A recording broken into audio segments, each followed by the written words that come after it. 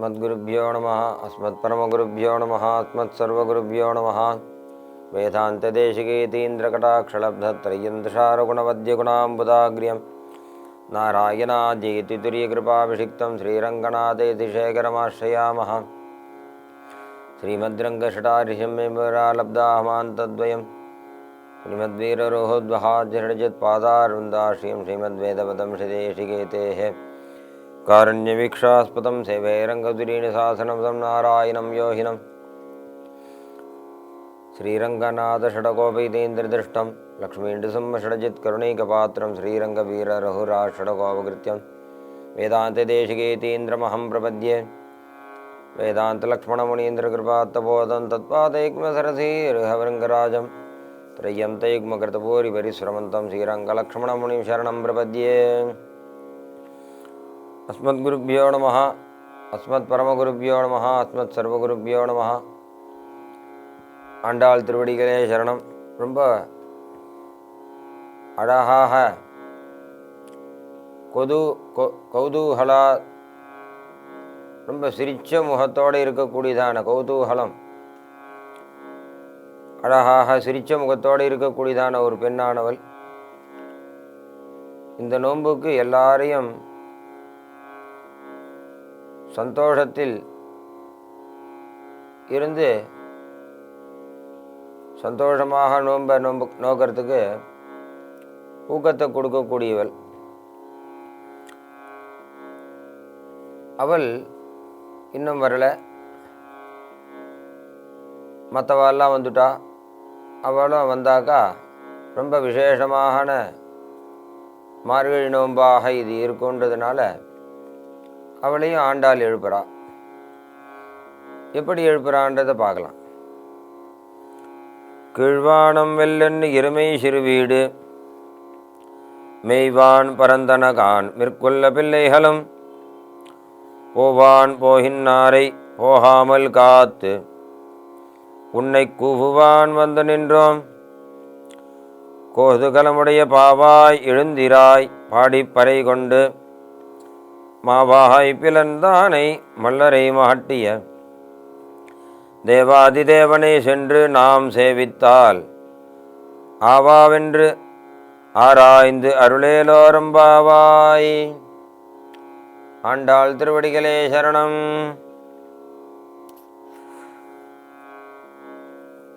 கோதுகலமுடைய பாவாய் எழுந்திராய், உற்சாகத்தோட எப்பவும் சுறுசுறுப்பாக இருக்கக்கூடியதான ஒரு பெண்ணே, கோதுகலமுடைய பெண்ணே எழுந்திராய், நீ எழுந்துக்கோமா. அவ சொல்றா, நீங்கள்லாம் கண்ணனையே நினைச்சுட்டு இருந்ததுனால காத்தால வந்துருத்துன்னு நினைச்சுட்டு வந்து எழுப்பிறேலா, இன்னும் விடிஞ்சதுக்கான இதுவே தெரியலையே அப்படின்றா. அப்படி நீ நினைக்க வேண்டாம், மறுநாள் வந்துருத்து. அதுக்கு அடையாளமானது என்னன்னா, கீழ்வானம் வெள்ளென்னு கிழக்கானது கொஞ்சம் கொஞ்சமாக வெளுக்க ஆரம்பிச்சுடுத்து. நீ அதை அறியாமல் நீ இருக்க, அதனால் விடியலன்னு நீ நினச்சின்னு இருக்கம்மா. கீழ்வானம் வெள்ளென்னு, கீழ்வானமாக இருக்கக்கூடியதான கிழக்கு திசையானது வெளுத்துண்டே வருது. அந்த சூரியனுடையதான ஒளியானது கொஞ்சம் கொஞ்சமாக கிளம்ப ஆரம்பிக்கிறது. அருணோதயம்னு சொல்லுவாள். முதல்ல அருணோதயம்னு சொல்லுவாள், கொஞ்சம் பிரகாசமானது ஏற்படும். பின்னாலேயே சூரியனானவர் வர ஆரம்பிப்பார். அப்போ நல்ல பிரகாசமானது ஏற்பட்டுடும், பளிச்சின்னு பகல் தென்படும். அப்படி கீழ்வானம் வெள்ளன்னு எருமை சிறுவீடு மெய்வான் பரந்தனகான். அங்கே பசுமாடும் நிறைய பால் கொடுக்கறது, எருமையும் பால் கொடுக்கறது. எருமையெல்லாம் பால் கறக்கிறதுக்கு முன்ன அங்கே இருக்கக்கூடியதான ஆட்சியர்கள்லாம் கொஞ்சம் அதுக்கு என்னதான் ராத்திரி சாப்பிட்டு அதுக்கெல்லாம் வயிறு ரொம்ப இருந்தால் கூட மறுநாள் காத்தால் ஒரு சிறுவீடுன்னு சொல்கிற மாதிரி ஒரு சின்னதாக ஒரு மேய்ச்சல் வெளியில் போய் அந்த பில்லெல்லாம் மேய்ஞ்சாக்கா அதுக்கு ஒரு சந்தோஷம். அந்த சந்தோஷமாக இருக்கக்கூடியதான எருமைக்கிட்டேருந்து நல்லா பாலை கறப்பா. எப்படி பசுமாடு நிறைய பாலை கொடுக்குறதோ அதே மாதிரி இந்த எருமையும் நிறைய பால் கொடுக்குமா. அந்த எருமையெல்லாம் எழுந்து வந்துடுத்து வெளியில் வந்து எருமை சிறுவீடு மேய்வான். இது ஒரு சாதாரண ஒரு ஆகாரம். இது அந்த எருமைக்கு பால் கறக்கிறதுக்கு முன்ன கொடுக்கக்கூடியதான ஒரு ஆகாரமானது ஒரு சாதாரண ஒரு ஆகாரம். அந்த ஆகாரத்தினால அது சந்தோஷப்பட்டு நிறைய பாலை கொடுக்கறது. இப்படி ஒரு காட்சியும் தெரியறது. எருமை சிறுவீடு மேய்வான். இப்படி முதல்ல சொன்னால் கீழ்வானம் வெள்ளன்னு கிழக்கு திக்கானது வெளுத்துடுத்து அது முதல் காரணம். விடியறது விடிஞ்சு விடுத்துன்றதுக்கு. ரெண்டாவது பால் கறக்கிறதுக்காக எருமையை கூட்டுன்னு சிறுவீடு மேய்ச்சிட்டு மேல்படி வரலாம் பால் கறக்கிறதுக்கான வேலையை பண்ணின்றிருக்கா. அதுவும் ஒரு காரணம். விடிஞ்சு விடுத்து மேற்படி இதெல்லாம் சொல்லி நீ எழுந்துக்கவே இல்லை. ஆனால் மிக்குள்ள பிள்ளைகளும் போவான் போகின்னாரை. உன்னை தவிர மற்றபடியாக இருக்கக்கூடியதான இளம் பெண்களை நோன்புக்கு போவதையே பிரயோஜனமாக கருதி போகின்றவர்களை உன்னை தவிர மற்றவாள்லாம் எல்லாரும் எழுந்துட்டான். அவெல்லாம் இந்த மார்கழி நோன்பை நோக்கிறதுல ரொம்ப ஆசையோடு இருக்கா. பரம புருஷார்த்தம் எது உயர்ந்த காரியம்னா இந்த மார்கழி நோன்பே உயர்ந்த காரியம் அப்படின்றத அவெல்லாம் நன்னா மனசில் வாங்கிட்டு அவெல்லாம் இந்த நோன்புக்கு கிளம்பி போயின்னு இருக்கா. அவளெல்லாம் நான் போகாமல் நிறுத்தி வச்சுருக்கேன். எதனால் அப்படின்னா உன்னை கூவுவான் வந்து நின்னோம். போகாதபடி தடுத்து உன்னை கூப்பிடுறதுக்காக உன் வாசலில் வந்து நின்றுருக்கோம். எல்லாரும் வந்துட்டாமா, நீ ஒருத்தர் தான் வரணும். மற்றவாள்லாம் உன்னை கூட்டுன்னு தான் போகணும், உன்னை கூப்பிடாமல் போகக்கூடாதுன்றதான ஒரு காரணத்தினால எல்லாரும் தடுத்து உன் வாசலில் வந்து நின்று உன்னையும் கூட்டுண்டு போகணும் அப்படின்னு ஒரு எண்ணத்தோடு உன் வாசலில் வந்து நின்றுருக்கோம். அதனால் நீ எழுந்துக்கோமா அப்படின்னு இந்த சின்ன பொண்ணை ஆண்டாள் கூப்பிட்றா. சரி, நம்ம போய் என்ன பண்ணணும் அப்படின்னா, மாவாய் பிளந்தானை மல்லரை மாட்டிய. நேற்று சொன்ன மாதிரியே கேசவன்றதான சப்தமானது எப்படி உண்டாருதுன்னா, கேசின்றதான ஒரு குதிரை வடிவில் வந்த ஒரு ராட்சசன் அவனை வதம் பண்ணதுனால கேசவன்னு ஒரு திருநாமம் ஏற்பட்டதுன்னு சொல்கிறான்.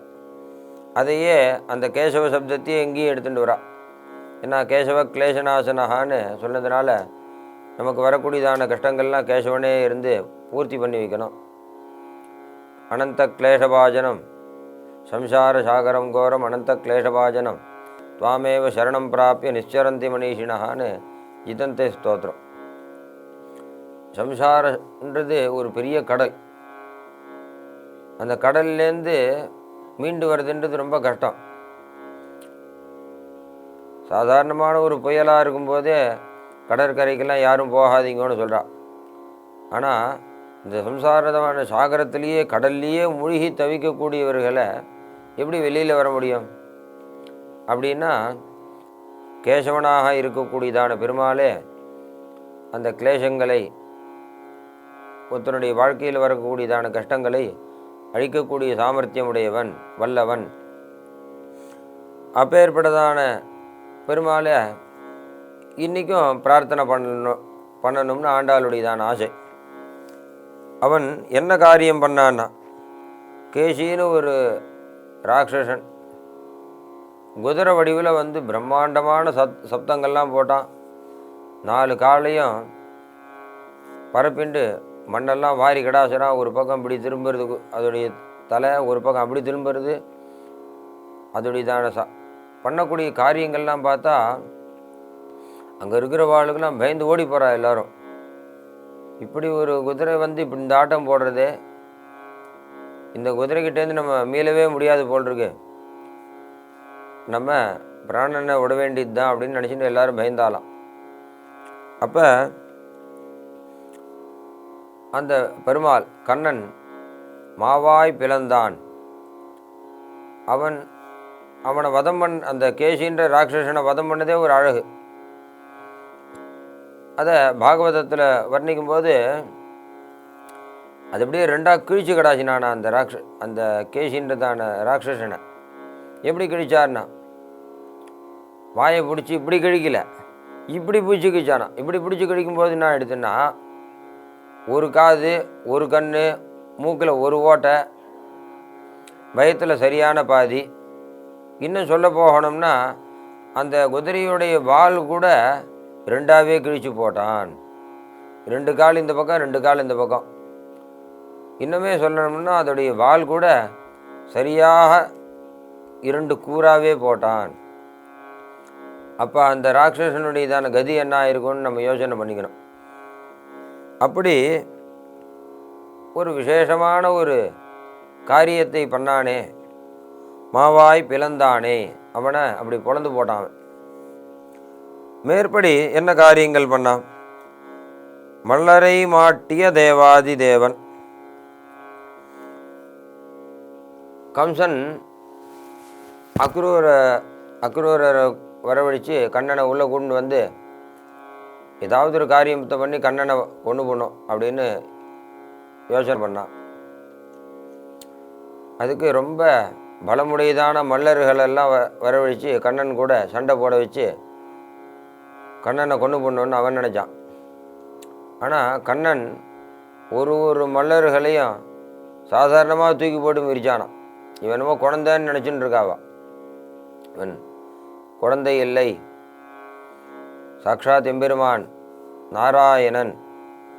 அதனால் இவன் என்ன பண்ணான், அங்கே இருக்கக்கூடியதான மல்லர்களெல்லாம் இவன் அடியை தாங்க முடியாமல் ஒருத்தரும் வாய் வழியாகவும் மூக்கு வழியாகவும் ரத்தத்தை கைக்கிண்டு அங்கேயே பிராணனை விட்டார்களாம். மல்லரை மாட்டிய தேவாதி தேவனை, இவனே தேவர்களுக்கெல்லாம் தேவன். இதை எப்படி நம்ம ஒத்துக்கணும் அப்படின்னா, தேவதைகள் எல்லாமே சொல்கிறாளாம், இப்போ ஏற்பட்டதான கண்ணன் தான் எங்களுக்கெல்லாமே தெய்வம். ஆனால் இந்த கண்ணனுக்கு உங்கள் மேலேயே ஆசை அதிகமாக இருக்குது. ஏன்னா நீங்கள் தான் எந்த நிலையிலையும் பக்தியை விசேஷமாக பண்ணக்கூடியவர்கள், விண்ணவரிலும் மேலானவரேன்னு ஆண்டாளோட அப்பாவாக இருக்கக்கூடியதான பெரியாழ்வார் சொல்கிறார்.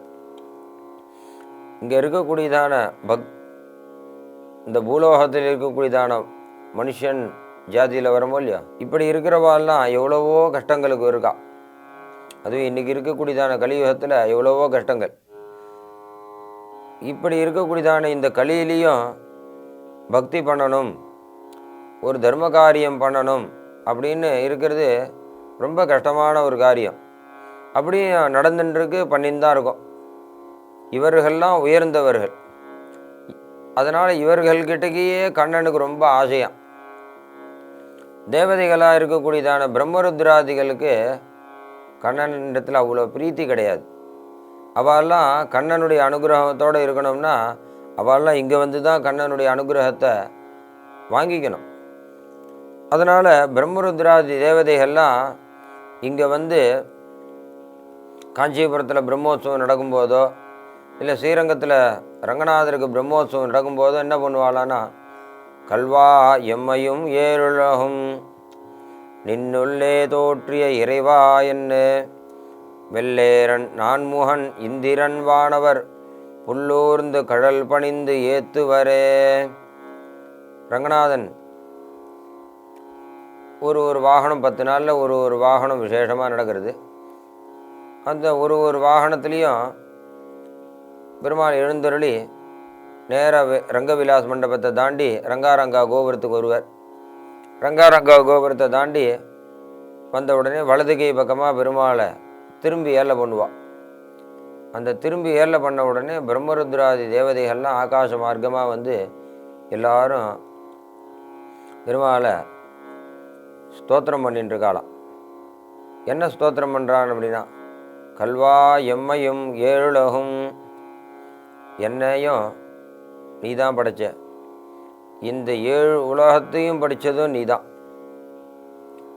நின்னுள்ளே தோற்றிய, உனக்குள்ளேருந்து தான் நாங்கள்லாம் வந்தோம், எல்லாருக்கும் அம்மாண்டுதான ஒரு நிலையில் இருக்கக்கூடியவன் சாக்ஷாத் எம்பெருமானாக இருக்கக்கூடியதான ரங்கநாதனே, கண்ணனே, உன்னுக்குள்ளேருந்து தான்ப்பா நாங்கள்லாம் வந்தோம், நீ இல்லைன்னா நாங்கள்லாம் எங்கே தோன்றியிருக்க போகிறோம்,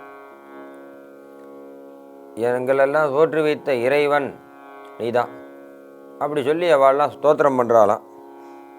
அதனால் தேவாதி தேவன் கண்ணன் அப்படின்றது நன்னா தெரியறது. அவனை நம்ம பாடணும், அவன் நம்ம பாடணும்னு தான் அவன் ஆசைப்படுறான். பிரம்மருத்ராதிகள் அவனை ஸ்தோத்திரம் பண்ணுறதில் அவன் ஒன்றும் சந்தோஷப்படலை. இவாளெல்லாம் அந்த ஆட்சியர்கள்லாம் நீ அன்றைக்கி ரொம்ப நன்னா விளையாடினடா அப்படின்னு சொன்னால் பரம சந்தோஷப்படுறானா. பிரம்மருத்ராதி தேவதைகள் இவன் பண்ண காரியத்தை சொல்கிறதுனால அவனுக்கு அப்படி ஒன்றும் சந்தோஷம் திருப்தி ஏற்படலை. இவன் இந்த கஷ்டத்தை நீ போக்கின, அந்த கஷ்டத்தை நீ போக்கின, இந்த அடங்காத மாடுகிட்டேருந்து நீ பாலை கறந்த, இந்த உடம்பு சரியில்லாத மாட்டுக்கு நீ உடம்பு சரி பண்ண, இப்படி இந்த கண்ணன் பண்ணக்கூடியதான காரியங்களை அங்கே இருக்கக்கூடியவா சொல்கிறதுனாலேயே தான் சந்தோஷம் அவனுக்கு. பிரம்மருத்ராதிகள் இவனுடைய வைபவத்தை சொல்கிறதில் அவன் திருப்திப்படுவதில்லை. இப்படி அவனுடையதான சந்தோஷத்தையே அவன் விரும்பக்கூடியவன். அப்படி நம்மெல்லாம் இருந்தோம்னா பாடி பறைகொண்டு அவன் நமக்கு வேண்டியதான எல்லா பொருளையும் கொடுக்குறான். அதனால் நம்ம அவனை போய் சென்று நாம் சேவித்தால், நம்ம போய் தான் அவனை பிரார்த்தனை பண்ணணும். இருக்கிற இடத்துக்கு அவன் வரக்கூடியவன் தான், அதில் ஒன்றும் சந்தேகம் இல்லை. என்ன இப்போ நம்ம பார்த்துட்டு இருக்கோம், நிறைய பேருக்கு உடம்பு சரியில்லை அப்படின்னாக்கா திருப்பதி பெருமாள் இந்த கிராமத்தில் வந்து இவாளுக்கு கோயில் கொண்டு சேவை சாதிச்சான்னு சில கிராமங்கள்ல எல்லாம் எப்பவும் சொல்லுவாள். அந்த விதத்தில் வரக்கூடியது உப்பிலியப்பன் சன்னதி, குணசீலம், அப்புறம் திருவஹீந்திரபுரத்தில் இருக்கக்கூடியதான தேவநாதன், இவரெல்லாம் திருப்பதிக்குள்ள செலுத்த வேண்டியதான காணிக்கையை இங்கேயே நீங்கள் செலுத்தலாம் அப்படின்னு சொல்கிறா. அதுக்கான காரணம் என்னென்னா, ஏதோ ஒரு பக்தருக்கு போக முடியாத நிலை ஏற்படுறது. அப்போ அந்த பக்தருக்காக அந்த திருப்பதி சீனிவாசன் இங்கே வந்து அவளுக்கு சேவை கொடுத்தானா. அது அவளுக்கு. ஆனால் நம்மெல்லாம் நல்ல ஷார்ட்டு, நல்ல உடம்பில் பலத்தோடு இருக்கும். அப்படி இருக்கக்கூடியதான நம்மெல்லாம் அவன் இருக்கக்கூடியதான இடத்துக்கு போய் சேவிக்கிறது நமக்கும் ஒரு சந்தோஷத்தை கொடுக்கும். அதுவும் இல்லாமல் பாத யாத்திரைன்றது ரொம்ப விசேஷமானது. இன்றைக்கி இருக்கக்கூடியதான ஒரு கலியுகத்துலேயும் திருப்பதிக்கு மெட்ராஸ்லேருந்து நடந்து போய் சேவிக்கிறதுன்றது நிறைய பேர் வச்சுன்னு இருக்கா. அவளெல்லாம் பார்க்கும்போதே அவ்வளோ ஒரு சந்தோஷம், கண்ணில் ஜலம் வருது. அழுவன் தொழுவன் ஆடிக்காண்பன் பாடி அலற்றுவன் தழுவல் வினையால் பக்கம் நோக்கி நாணிக் கவிழ்ந்திருப்பன் செழுவன் பழன குடந்தை கிடந்தாய் சிந்தாமரை கண்ணா தொழுவனேனை உடதால் சேரும் வகையே சூழ்கண்டாயின்னு சொல்கிறார் அழுவன். அப்படி இங்கேருந்து திருப்பதிக்கு நடந்து போய் ஒருத்தர் பெருமாளை சேவிக்கிறான்னா, அதுவும் இந்த புரட்டாசி மாதத்தில் இருக்கக்கூடியதான பிரம்மோத்சவத்தில் போகிறா, இல்லை கார்த்திகை மாதத்தில் தாயாருடையதான பஞ்சமி தீர்த்தத்துக்கு போகிறா அப்படின்னா எவ்வளோ ஒரு கஷ்டங்கள், மழை, குளிர், வெயில், வழியில் ஆகாரங்கள், இப்படி அதுவும் இல்லாமல் இங்கே பசங்க, குட்டி, போக்குவரத்து, ஆடு மாடெல்லாம் வேறு விட்டு போனோம். இதெல்லாத்தையும் விட்டுட்டு நடந்து போய் பெருமாளை சேவிக்கிறான்னா அது அந்த திருப்பதி சீனிவாசனுக்கு எவ்வளோ ஒரு சந்தோஷத்தை கொடுக்கும். இல்லை இந்த பக்தர்களுக்கு எவ்வளோ ஒரு சந்தோஷத்தை கொடுக்கும்னு நம்மளால் நினச்சி பார்க்க முடியாது. அதனால் அந்த ஒரு சந்தோஷமானது நமக்கும் உண்டாருது, அவனுக்கும் உண்டாருது. அதனால் சென்று நாம் சேவித்தால் நமக்கு என்ன பலன் அப்படின்னா, ஆஹா வென்று ஆராய்ந்து அருளேலோ ரம்பாவாய். அப்போ இவன் வந்திருக்கானே நம்ம சன்னதிக்கு, இவனுக்கு என்ன கொடுக்கறதுன்னு தெரியாமல் அஷ்ட ஐஸ்வர்யங்கள், இன்னும் வரக்கூடியதான பூமி, ஆடு மாடு, மற்றபடி வஸ்திரங்கள், தானியங்கள், ரத்னங்கள், உனக்கு என்னென்ன நீ ஆசைப்படுற எல்லாத்தையுமே கொடுக்குறேன் அப்படின்றதான ஒரு எண்ணத்தோட அந்த சுவாமி ஆஹா என்று ஆராய்ந்து அவ்வளோ ஒரு சந்தோஷமாக ஒரு தாத்தாவை பார்க்குறதுக்கு கிராமத்துலேருந்து பேராண்டி ரொம்ப நாள் கழித்து போயிருக்கான். உடனே அந்த தாத்தா என்ன சொல்லுவார், உனக்கு என்ன வேணுமோ சொல்லு, நான் வாங்கி தரேன்டா, கவலைப்படாதடா, உங்கள் அப்பா அம்மா கூட தெரியாமல் நான் வாங்கி தரேன், உனக்கு என்ன வேணும் சொல்லு அப்படின்னு அந்த ஒரு சந்தோஷத்தினால் கேட்கக்கூடியது. பசங்க ஏதாவது இதை கொண்டா அதை கொண்டான்னு கேட்கும். அதனால் அப்பா அம்மா இது வாங்கி கொடுக்கக்கூடாது, அதை வாங்கி கொடுக்கக்கூடாது, அதோடைய உடம்புக்கு ஆகாது அப்படின்னு சொல்லி தடுத்துருவா. அந்த பயம் கூட உனக்கு வேண்டாம், நான் இருக்கேன், கவலைப்படாதே, உனக்கு வேண்டியதை நான் வாங்கி கொடுக்குறேன் அப்படின்னு சொல்கிறாரு இல்லையா அந்த தாத்தா. அந்த மாதிரி கண்ணனானவன் இந்த பக்தர்களை பார்த்த உடனே ஆவாவென்று ஆராய்ந்து அருளேலோ ரம்பாவாய், நமக்கு வேண்டியதெல்லாம் கண்ணனே கொடுக்குறான். ஆழ்வார் சொல்லும்போது, காக்கும் இயல்வீனன் கண்ணபெருமான் சேர்க்கை செய்து தன் உந்தியுள்ளே வாய்த்த திசைமுகன் இந்திரன் வானவர் புல்லூர்ந்து கடல் பணிந்து ஏத்துவரேன்னு சொல்கிறார். காக்கும் இயல்வினன் கண்ணபெருமான், காக்கக்கூடியதான ஒரு காரியத்தை இயல்பாகவே வச்சுருக்கானான். அவனுக்கே ஏற்பட்டதானது ரட்சிக்கிறதுன்றது. பஞ்சபாண்டவர்களுக்கு துர்வாசர முனிவரால் ஒரு கஷ்டமானது அந்த காட்டில் ஏற்பட்டது. இப்படி ஒரு கஷ்டம் வரப்போகிறதுன்னு முதலே தெரிஞ்சுட்டார் கண்ணன். தெரிஞ்சுட்டு இவர் போய் நின்னாராங்க, அந்த கஷ்டத்தை நிவர்த்தி பண்ண. அதோட இல்லையா, மகாபாரதத்தில் பஞ்சபாண்டவர்களுக்கு எவ்வளவோ கஷ்டங்கள் உண்டாச்சு. அந்த கஷ்டங்களெல்லாம் நான் இருக்கேன், கவலைப்படாதீங்கோ அப்படின்னு சொல்லி அவரே முன்ன இருந்து எல்லா கஷ்டங்களையும்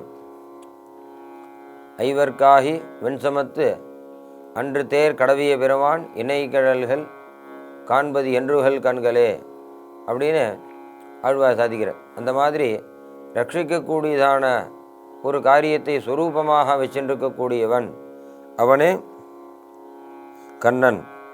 அவனே நமக்கு ஆவாவென்று ஆராய்ந்து நமக்கு எது வேணும் எது வேண்டான்றதெல்லாம் அவனே ஆராய்ச்சி பண்ணி द्विचतुष्कमितं प्रबोधसारं पठतां वेंकटनायक प्रणीतम விஷமேபி மனோரத பிரதாபன் நவிஹன்னேக ரதாங்க துரியகுப்தா அப்படின்னு சக்கரத்தாழ்வான் ஸ்தோத்திரம்.